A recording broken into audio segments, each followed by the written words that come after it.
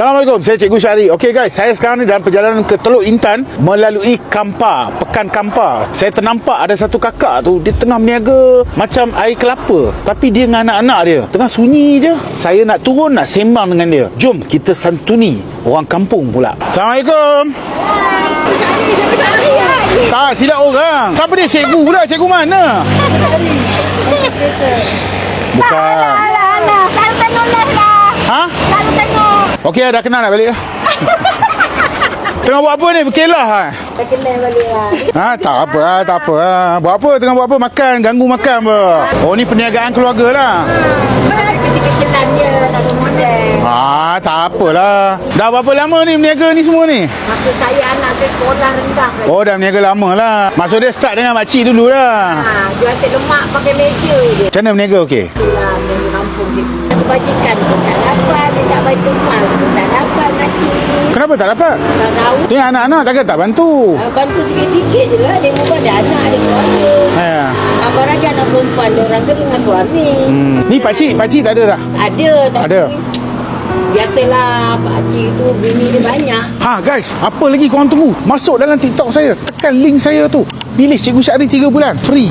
Kontrak dilimitkan hanya kepada 12 bulan je. Jaminan uncapped speed sebanyak 1000 GB. Dia bagi penuh. Siapa cepat dia dapat. Oh, bini banyak pula. Alah, pakcik cawangan banyak pula. Banyak.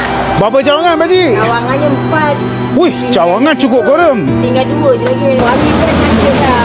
Budak dia pergi berubat. Pergi bawa ke hospital. Tentu lah dia tu. Dulu masa suami ada, dia bini dia 4. Minta bantuan dia kita tak layak. Sebab apa? Laki kau 4 bini. Maknanya Dia mampu lah. mampu. Pokoknya tak ada dia tu. Macam tu lah kita dia makan sendiri lah. Macam anak-anak saya sekolah lagi saya buat rumah pergi jalan punya. Sini dulu semua ni untuk hutan ni mana lawan ni tak ada. Alhamdulillah lah dapatlah dirikan kedai sikit. Oh, ini semua memang diikat batas ni semualah ni. Simen pun dia simenkan semua. Baguslah, Alhamdulillah. Anak saya alhamdulillah lah. Sekarang ni adalah rezeki anak-anak dia pun dapatlah dia bantu. Okey, ni kawan saya bagi dekat saya. Dia suruh saya cuba, tapi saya rasa puan lagi memerlukan. Alhamdulillah. Nasi biryani ni. Lepas tu ni, budak-budak duit raya nak tak? Nah, bagi budak je. Kasih. Dia tu. Bagi lagi siapa baby? Anak dia. Oh, tu mak dia. Ni duit raya untuk Tuan Gerai. Cik, nah ambil sikit, okey. Cincin belian nak ambil satu, simpan elok, okey? Alhamdulillah murah rezeki. Mahal ni. Allah tu kira lah harga tu. Konoknya. Jaga diri elok lah, Lupa biasa dia dah tua dah. Dia krem sikit lah sini, keras sikit. Itu berapa tu sebiji? RM5. Bayar lah. Pay lah. You think free lah? Mentang-mentang handsome belanja Oh, hak kita tua-tua dia tak nak bagi. Aduh, kena getah sekali. Yelah, makan ubat kan, mana boleh minum air kelapa. Bye-bye. Lagi. Assalamualaikum. Kampung hospitality at its best. Nampak?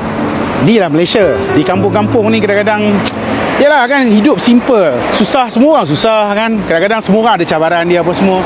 Tapi yang penting keredaan dalam kehidupan. So kita doakan perniagaan makcik Mun tadi dan anak-anak dia apa semua dipermudahkan Allah.